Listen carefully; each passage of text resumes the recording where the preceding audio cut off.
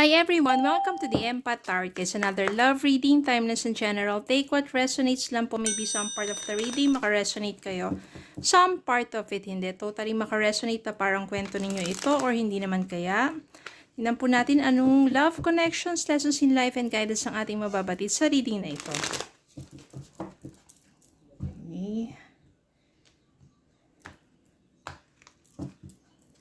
Spirit guys, send me messages anong love connections ito, lessons in life and guidance na nais yung ipabatid sa amin, mga aral at gabay sa buhay, pag-ibig, and life in general.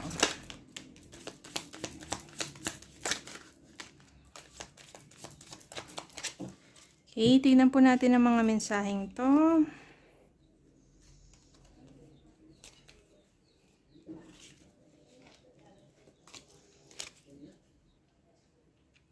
King of Wands, Justice, Two of Swords, the Chariot, Eight of Swords, Three of Swords, Eight of Pentacles, Four of Cups, Nine of Swords, and Ace of Cups. Wapa tayo, bottom of the deck.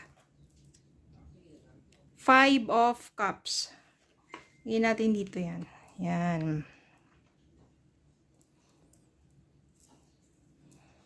Three of Swords.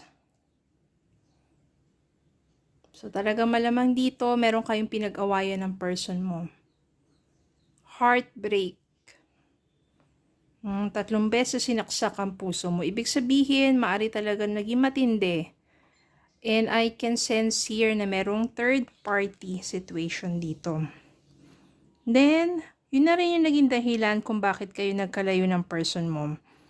Pero, sabihin natin, kahit nagkaroon ng third party, nagkalayo na kayo, still, siya pa rin yung iniisip mo. Parang, masakit, syempre, pero para sa'yo, siya kasi yung parang best thing na nangyari sa buhay mo.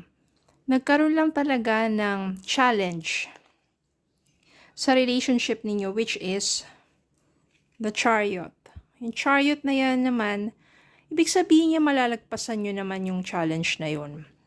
No, yung third party na yun is, I can sense here na hindi naman totally na connected pa talaga sila sa isa't isa. Kumbaga parang nasa talking stage pa lang sila or nasa flirting stage pa lang sila.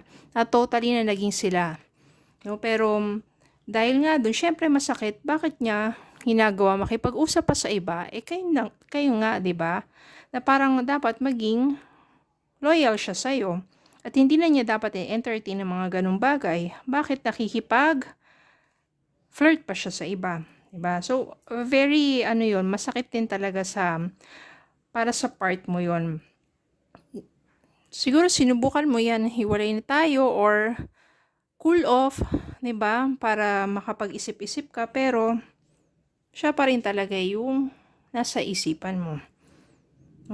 May mga times dito na gusto mo na siyang kalimutan. Kaya ang ginagawa mo,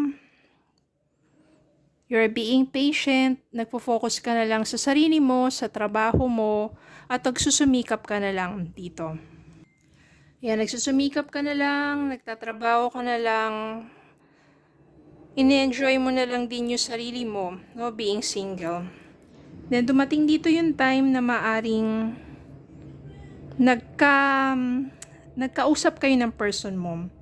O yung person mo kasi, ito yung niya, ito yung kanyang energy sa ngayon. Ito, too much anxiety, nandiyan yung stress, nandiyan yung burden, dahil maaring pinagsisihan niya yun, no? Parang, oo nga, dapat meron siyang respeto sa'yo at hindi na siya kailangan pa mag-entertain o kumausap. Hindi mag-entertain. Siya nga yun talagang Kasi I can sense here na maaaring yung third party o yung ibang tao ang talagang nakikipag-flirt sa kanya. Yun yung term, no? Yun yung talagang parang nag-uudyok.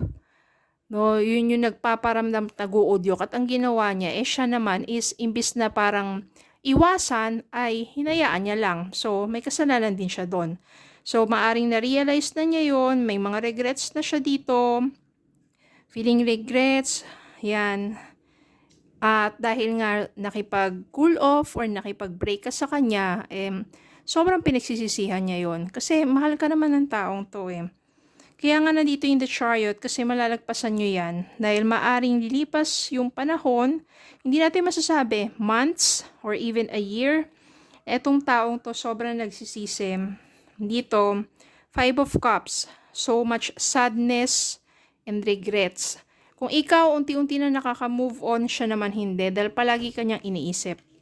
Palagi ka nasa isipan ng taong to at sobra-sobra yung pagsisisi niya sa nagawa niya sa'yo. Then, dumating yung time na maaring magkausap kayong dalawa.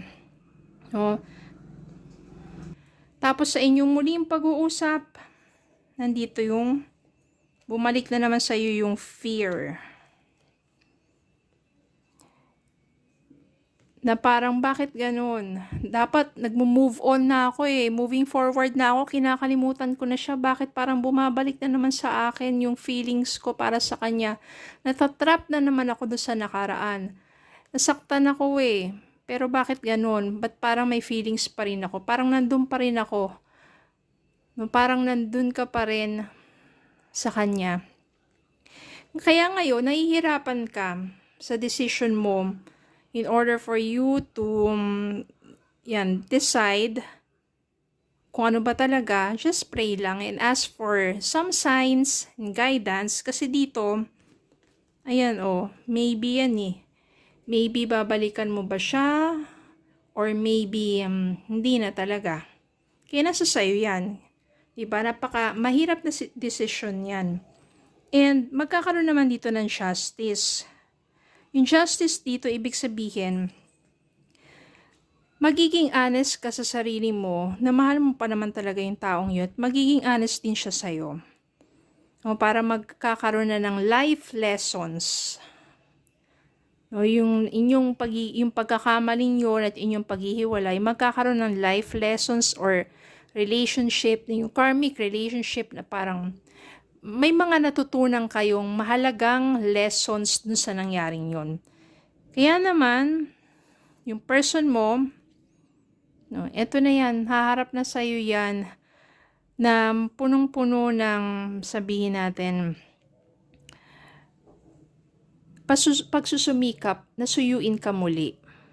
But this time, itong person mo will be honest with you, but this time, your person will be there for you every time that you need this person, your person. At magkakaroon kayo ng new beginnings. Ace of Cups dito, ibig sabihin, renewed love. Continuity. Panibagong simula, panibagong chapter ng inyong relasyon. Siguro, yung isang chapter na yon may mga pagsubok, malungkot, masakit, pero with this renewed love, new chapter na yan, new beginning, daladala nyo na yung lessons ng nakaraang chapter ng inyong relationship, but this time, sabihin natin, mas magiging matatag kayo. Kasi natuto kayo sa mga lessons na yon. Kaya itong person mo na to, maaring sa mga panahon na to, kung kanyang nare-realize ang kanyang kamalian, sobra, iniisip ka ng taong ito. At kung dumating man yung panahon na nagkausap kayo at nandun mararamdaman mo sincero siya sa paghingi ng tawad sa'yo, mahal mo pa rin naman siya, then why not give a second chance? Pero iba ang usapan kapag paulit na. Iba po yung ganong klaseng situation. But eto, I can sense here na natukso lang siya. Yung third party na yun yung talagang matindi na may gusto sa kanya. So, imbis na iwasan niya, ang ginawa is medyo in-entertain niya, no? Kahit siguro ayaw niya, parang medyo kinakausap niya rin. Yun lang yung pagkakamali niya. Okay, so, why not give another chance? Because yung new chapter ng inyong relationship will be fruitful. Because there is honesty at mas magiging matatag kayong dalawa. Kapag nangyari yon, kalimutan na nakaraan, baunin nyo lang yung mga lessons in life, lessons sa relationship ninyo ng nagdaang chapter, and etong new chapter na to will be more colorful and so much happiness na. Okay, so yun lang po. Maraming salamat po for watching. Please don't forget to like, share, comment, subscribe pa me in Facebook and YouTube. Have a good day po and God bless.